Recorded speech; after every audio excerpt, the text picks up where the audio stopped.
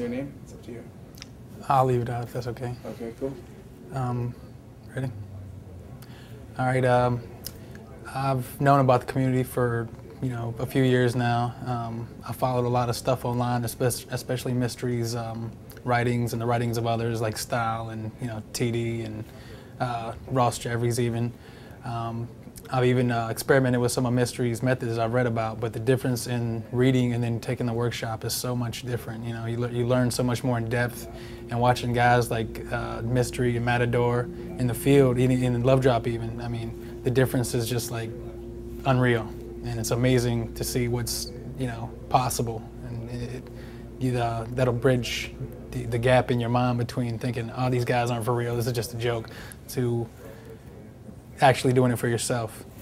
And that's been my biggest experience with this workshop, is something to look forward to. And once you get the model, you have something to work towards, just filling in the gaps at that point.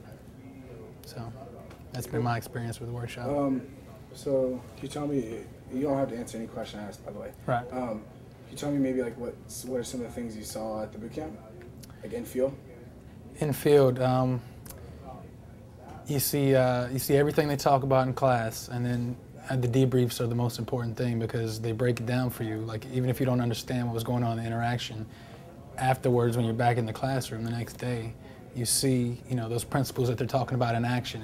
It goes from being a what looks like just a random happening to a scripted, controllable event that you can use that for yourself and get a predictable, repeatable result in the field. Cool. Is there anything concrete you saw that you remember? If you don't, that's cool. Concrete that I remember? Like things you saw, like maybe Matador opened a set, he did this, he thought, hey, shit, I've never seen that before, anything like that. Wait a second, no. I'm good. When you see Matador in the field, especially Matador, you see how much Keno you can do from the get-go, how much you can get away with, when to push, when to pull. It all comes down to watching guys and then going out and trying to repeat that result for yourself. Cool. Let's see. Is there anything in particular that helped you that you really fucking you saw was like bam?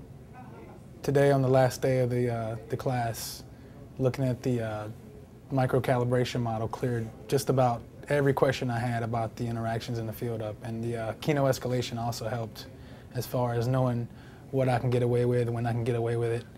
The calibration is the most important aspect in my mind in the field right now, and I can't wait to get out and try this stuff for myself. Oh man, I appreciate it.